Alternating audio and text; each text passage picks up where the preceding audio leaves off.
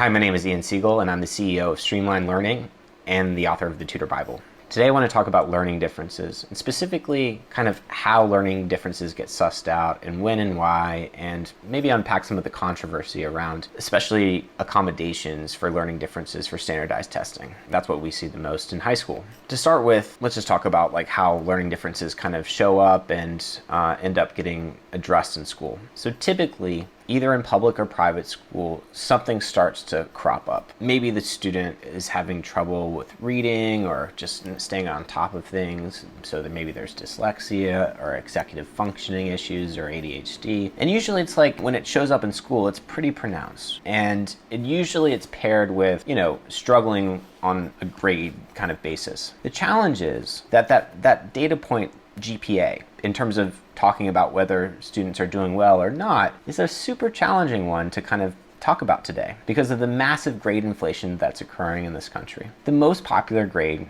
is A right now. So think about like 70 to 80% of kids having mostly A's. In that situation, it might be tough to suss out learning differences if part of the problem is that they're not doing well in school. We see this all the time. All parents, both from public and private schools, will go through high school without a clue in the world that their student might be having a challenge. And this is usually the case when students have super high IQs. It's hard to tell because they are finding ways to circumvent their learning differences. But the problem is that by not addressing it, these kids are not learning nearly as fast as they could be or as deeply as they could be. They're usually just judging themselves for not performing at the level that they know inherently, internally, that they could be if they had the right accommodations, the right modality, the right vehicle for learning. So what's challenging is that not only is it hard to miss or easy to miss in a school situation, but hard to miss in a tutoring situation because you're working with that one individual constantly. So you see what their learning style is like pretty quickly.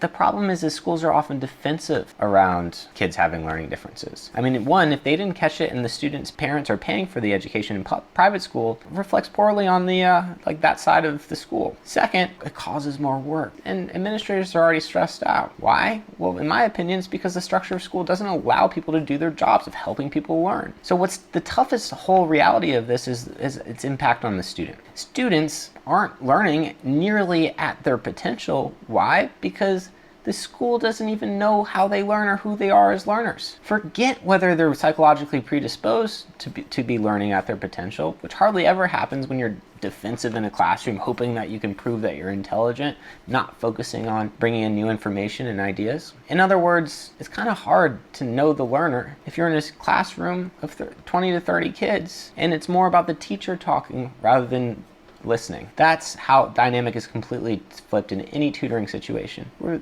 the tutor is always just listening the whole time and asking the right questions to see if the student can come to new consciousness, new learning on their own. That's when all the learning differences become super apparent. And that's why all the time we have this like conflict with schools and tutors, because it's so obvious when a kid's struggling with learning differences in a session, but if their IQ is compensating for it in the school, there's no way that schools want to pay attention to that. Because the reality is the 80-20 rule applies. At least 20% of kids have learning differences that are enough to kind of be meaningful for standardized tests or schools. But the reality is we all are learning differently. So it's like creating a limit to our potential as humans by just thinking in this box, period. So I can't wait till we start to change that and start deeply paying attention to the learners that kids are so we can help them learn at their pace for once.